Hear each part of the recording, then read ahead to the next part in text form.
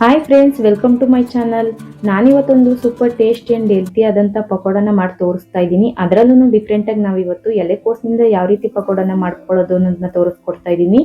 ತುಂಬಾ ಕ್ರಿಸ್ಪಿಯಾಗಿ ತುಂಬಾ ಟೇಸ್ಟಿಯಾಗಿ ಯಾವ ರೀತಿ ಮಾಡ್ಕೊಳ್ಳೋದು ಅನ್ನೋದನ್ನ ಇವತ್ತಿನ ಈ ವಿಡಿಯೋದಲ್ಲಿ ಒಂದ್ಸಲ ನೋಡ್ಕೊಂಬರೋಣ ಬನ್ನಿ. ಮೊದಲಿಗೆ ನಾನಿಲ್ಲಿ ಒಂದು 1/4 kg ಆಗುವಷ್ಟು ಎಲೆಕೋಸನ್ನ ನೋಡಿ ಈ ರೀತಿ ಕಟ್ ಮಾಡಿಕೊಂಡು ನೀರಲ್ಲಿ ಒಂದ್ಸಲ ಚೆನ್ನಾಗಿ ತೊಳೆದಿಟ್ಕೊಂಡಿದ್ದೀನಿ. ನಿಮಗೆ ಬೇಕು ಅಂತಂದ್ರೆ ನೀವು ಸಣ್ಣ ಸಣ್ಣದಾಗಿ ಕಟ್ ಮಾಡ್ಕೊಬಹುದು. ನಂತರ ನಾನಿಲ್ಲಿ 2 ದೊಡ್ಡ ಸೈಜಿಂದ ಈರುಳ್ಳಿನ ಕಟ್ ಮಾಡಿ ಇಟ್ಕೊಂಡಿದ್ದೀನಿ. ಹಾಗೆ ಸ್ವಲ್ಪ ಕೊತ್ತಂಬರಿ ಸೊಪ್ಪು ಮತ್ತೆ ಕರಿಬೇವಿನ ಸೊಪ್ಪು ಕೂಡ ಸಣ್ಣ ಸಣ್ಣದಾಗಿ ಹೆಚ್ಚಿಟ್ಕೊಂಡಿದ್ದೀನಿ. ನಂತರ ಖಾರಕ್ಕೆ ನಾನಿಲ್ಲಿ ಒಂದು 3 ಹಸಿಮೆಣಸಿನಕಾಯಿ ಕೂಡ ಸಣ್ಣ ಸಣ್ಣದಾಗಿ ಕಟ್ ಮಾಡಿ ಇಟ್ಕೊಂಡಿದ್ದೀನಿ. ನಂತರ ರುಚಿಗೆ ತಕ್ಕಷ್ಟು ಉಪ್ಪನ್ನ ತಗೊಂಡಿದ್ದೀನಿ. ಜೊತೆಗೆ ಸ್ವಲ್ಪ ಗರಂ ಮಸಾಲ ಹಾಗೆ ಅಡುಗೆ ಅರಿಶಿನ ಕೂಡ ತಗೊಂಡಿದ್ದೀನಿ. ನಂತರ ನಾನಿಲ್ಲಿ ಒಂದು ಬೌಲ್ನಲ್ಲಿ ಕಡಲೆ ಹಿಟ್ಟು ಹಾಗೆ ಸ್ವಲ್ಪ ಅಕ್ಕಿ ಹಿಟ್ಟು ಕೂಡ ತಗೊಂಡಿದ್ದೀನಿ. ನಂತರ ಪಕೋಡನ ಕರ್ಕೊಳ್ಳೋದಕ್ಕೆ ನಾನಿಲ್ಲಿ ಅಡುಗೆ ಎಣ್ಣೆನ ತಗೊಂಡಿದ್ದೀನಿ. ಇದಿಷ್ಟು ನಮಗೆ ಪಕೋಡನ ಮಾಡ್ಕೊಳ್ಳೋದಕ್ಕೆ ಬೇಕಾಗಿರೋ ಇಂಗ್ರೀಡಿಯೆಂಟ್ಸ್ಗಳು. ಹಾಗಿದ್ರೆ ಬನ್ನಿ ಇವತ್ತಿನ ವಿಡಿಯೋದಲ್ಲಿ ಎಲೆಕೋಸಿನ ಪಕೋಡನ ಯಾವ ರೀತಿ ಮಾಡೋದು ಅನ್ನೋದನ್ನ ಒಂದ್ಸಲ ನೋಡ್ಕೊಂಬರೋಣ. ಮೊದಲಿಗೆ ನಾನಿಲ್ಲಿ ಎಲೆಕೋಸನ್ನ ಈ ರೀತಿ ಉದುದ್ರಾಗಿ ಹೆಚ್ಚಿಟ್ಕೊಂಡಿದ್ದೀನಿ. ಹಾಗೆ ಒಂದ್ಸಲ ನೀರಲ್ಲಿ ಚೆನ್ನಾಗಿ ತೊಳೆದಿಟ್ಕೊಂಡಿದ್ದೀನಿ. ನಿಮಗೆ ಬೇಕು ಅಂತಂದ್ರೆ ನೀವು ಸಣ್ಣ ಸಣ್ಣದಾಗಿ ಕಟ್ ಮಾಡ್ಕೊಬಹುದು. ನಂತರ ನಾನಿಲ್ಲಿ ಹೆಚ್ಚಿಟ್ಕೊಂಡಿರೋ ಹಸಿಮೆಣಸಿನಕಾಯಿ ಹಾಗೆ ಕರಿಬೇವು ಕೂಡ ಸೇರಿಸ್ಕೊಂಡು ಜೊತೆಗೆ ಕೊತ್ತಂಬರಿ ಸೊಪ್ಪು ಕೂಡ ಹಾಕೊಂತಾ ಇದ್ದೀನಿ. ನಂತರ ನಾನಿಲ್ಲಿ ಒಂದು 1/4 ಟೇಬಲ್ ಸ್ಪೂನ್ ಅಡುಗೆ ಅರಿಶಿನ ಕೂಡ ಹಾಕೊಂತಾ ಇದ್ದೀನಿ. ಜೊತೆಗೆ ಒಂದು ಅರ್ಧ ಟೇಬಲ್ ಸ್ಪೂನ್ ಗರಂ ಮಸಾಲ ಕೂಡ ಸೇರಿಸ್ಕೊಂತಾ ಇದ್ದೀನಿ. ನಂತರ ನಾನಿಲ್ಲಿ ರುಚಿಗೆ ಒಂದು ಅರ್ಧ ಟೇಬಲ್ ಸ್ಪೂನ್ ಉಪ್ಪನ್ನು ಕೂಡ ಹಾಕೊಂಡು ಎಲ್ಲಾನು ಚೆನ್ನಾಗಿ ಕೈಯಿಂದ ಮಿಕ್ಸ್ ಮಾಡ್ಕೊಂತಾ ಇದ್ದೀನಿ. ಈ ರೀತಿ ಒಂದ್ 2 ನಿಮಿಷಗಳ ಕಾಲ ನಾವು ಎಲ್ಲಾನು ಚೆನ್ನಾಗಿ ಕೈಯಿಂದಾನೆ ಮಿಕ್ಸ್ ಮಾಡಿಕೊಂಡು ನಂತರ ಇದಕ್ಕೆ ನಾನು ಇಲ್ಲಿ 2 ಟೇಬಲ್ ಸ್ಪೂನ್ ಅಕ್ಕಿ ಹಿಟ್ಟನ್ನ ಸೇರಿಸ್ಕೊಂತಾ ಇದ್ದೀನಿ.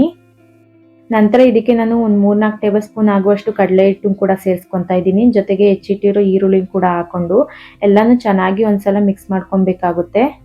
ಈ ರೀತಿ ಎಲ್ಲಾನು ಚೆನ್ನಾಗಿ ಮಿಕ್ಸ್ ಮಾಡ್ಕೊಂಡ ನಂತರ ನಾವು ಇದಕ್ಕೆ ಸ್ವಲ್ಪ ನೀರನ್ನ ಸೇರಿಸ್ಕೊಂಡು ಕಲ್ಸ್ಕೊಬೇಕಾಗುತ್ತೆ. ನಾವು ಮನೆಯಲ್ಲಿ ಪಕೋಡ ಮಾಡೋದಕ್ಕೆ ಯಾವ ರೀತಿ ಕಲ್ಸ್ಕೊತೀವಿ ಅದೇ ರೀತಿ ಕಲ್ಸ್ಕೊಬೇಕು. ಅತಿ ಗಟ್ಟಿನೂ ಆಗಬಾರ್ದು, ಅತಿ ತೆಳ್ಳಗೂ ಆಗಬಾರ್ದು, ಮೀಡಿಯಂ ಆಗಿ ಕಲ್ಸ್ಕೊಬೇಕು. ನೋಡಿ ಈ ರೀತಿ ಕಲ್ಸ್ಕೊಂಡ್ರೆ ಸಾಕು ನಮಗೆ ಪಕೋಡ ಮಾಡ್ಕೊಳ್ಳೋದಿಕ್ಕೆ. ಮತ್ತೊಂದ್ಸಲ ಉಪ್ಪು ಖಾರ ಎಲ್ಲ ಸರಿ ಇದೆಯಾ ಅಂತ ನೋಡ್ಕೊಂಡು ಹಾಕೊಂಡು ಕಲ್ಸ್ಕೊಬೇಕು. ನೋಡಿ ಕಲಸಿದ್ದಾಗಿದೆ, ಇದನ್ನ ಪಕ್ಕಕ್ಕೆ ಇಡೋಣ. ನಂತರ ನಾನು ಒಂದು ಬಾಣಲಿನ ಬಿಸಿ ಮಾಡ್ಕೊಳ್ಳೋದಿಕ್ಕೆ ಇಟ್ಕೊಂಡು ಹಾಗೆ ಪಕೋಡ ಮಾಡ್ಕೊಳ್ಳೋದಿಕ್ಕೆ ನಮಗೆ ಎಷ್ಟು ಎಣ್ಣೆ ಬೇಕೋ ಅಷ್ಟನ್ನ ನಾನು ಇಲ್ಲಿ ಹಾಕೊತಾ ಇದ್ದೀನಿ. ಎಣ್ಣೆ ಕಾದ ನಂತರ ನಾವು ಮೀಡಿಯಂ ಫ್ಲೇಮ್ನಲ್ಲೇ ಇಟ್ಕೊಂಡು ಕಲಸಿರೋ ಹಿಟ್ಟನ್ನ ನಾವು ಈ ರೀತಿ ಎಣ್ಣೆ ಒಳಗಡೆ ಬಿಟ್ಕೊಬೇಕು. ನಂತರ ಒಂದು 5 ನಿಮಿಷ ಆದಮೇಲೆ ಎಲ್ಲನೂ ಉಲ್ಟಾ ಮಾಡಿ ಮತ್ತೊಮ್ಮೆ ಕಲರ್ ಚೇಂಜಸ್ ಆಗೋವರೆಗೂ ನಾವು ಡೀಪ್ ಫ್ರೈ ಮಾಡ್ಕೊಬೇಕು. ಈ ರೀತಿ 2 ಸೈಡು ಉಲ್ಟಾ ಮಾಡಿ ನಾವು ಡೀಪ್ ಫ್ರೈ ಮಾಡ್ಕೋಬೇಕು. ಈ ರೀತಿ ಮಾಡ್ಕೊಳ್ಳೋದ್ರಿಂದ ಪಕೋಡ ತುಂಬಾನೇ ಕ್ರಿಸ್ಪಿ ಆಗಿರುತ್ತೆ, ಹಾಗೆ ತಿನ್ನೋಕ್ಕೂ ಕೂಡ ತುಂಬಾನೇ ರುಚಿಯಾಗಿರುತ್ತೆ. ನೋಡಿ ಒಂದು 5 ನಿಮಿಷ ಆದಮೇಲೆ ಕಲರ್ ಕೂಡ ಯಾವ ರೀತಿ ಚೇಂಜಸ್ ಆಗಿದೆ ಅಂತ, ಹಾಗೆ ಪಕೋಡ ಕೂಡ ತುಂಬಾನೇ ಕ್ರಿಸ್ಪಿಯಾಗಿ ಚೆನ್ನಾಗಿ ಫ್ರೈ ಆಗಿದೆ. ಇವಾಗ ಇದನ್ನೆಲ್ಲ ನಾವು ಎಣ್ಣೆಯಿಂದ ತೆಗೆದು ನಾವು ಒಂದು ಪ್ಲೇಟ್ಗೆ ಹಾಕೊಂಡ್ರೆ ತುಂಬಾನೇ ಕ್ರಿಸ್ಪಿಯಾದ ಎಲೆಕೋಸಿನ ಪಕೋಡ ರೆಡಿ ಆಗುತ್ತೆ. ನೋಡಿ ಎಷ್ಟು ಚೆನ್ನಾಗಿ ತುಂಬಾನೇ ಕ್ರಿಸ್ಪಿಯಾಗಿ ಆಗಿದೆ ಅಂತ.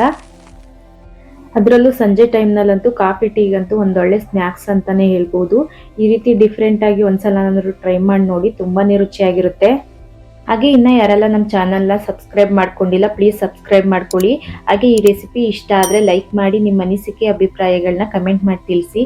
ಹಾಗಿದ್ರೆ ಸಿಗೋಣ ಇದೇ ರೀತಿ ಮತ್ತೊಂದು ರೆಸಿಪಿ ವಿಡಿಯೋ ಜೊತೆ ಅಂತ ಹೇಳ್ತಾ ಥ್ಯಾಂಕ್ಸ್ ಫಾರ್ ದ ವಾಚಿಂಗ್.